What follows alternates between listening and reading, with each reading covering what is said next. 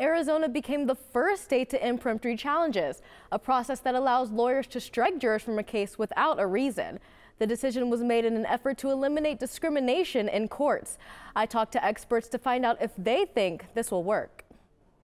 The process to pick the men and women who normally sit in these chairs is changing in Arizona.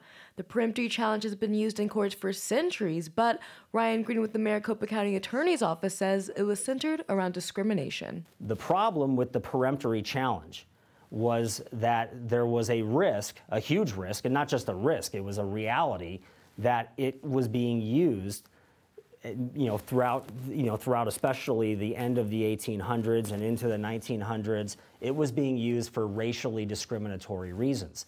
In 1986, the Supreme Court ruled in Batson v. Kentucky that jurors could not be taken off a criminal case based off their race. However, it is difficult for judges to determine if the reason lawyers took a juror off a case is credible and just.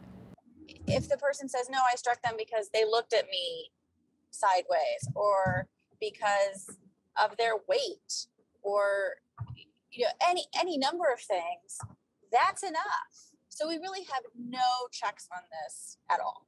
This is part of why two state appellate court judges proposed to get rid of peremptory challenges in Arizona.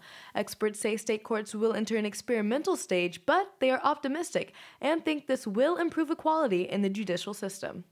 Racism is pretty entrenched throughout the criminal legal system. So this is just one step, right? But in terms of the jury, I do think it'll make a difference. I actually really do. Beatty says this is a step in the right direction, but there's still much more work to do. In Phoenix, Payne, Cronkite News. Beginning January 1st, Arizona courts will only allow juror strikes with a cause. Law professionals say all they can do right now is wait and see what happens.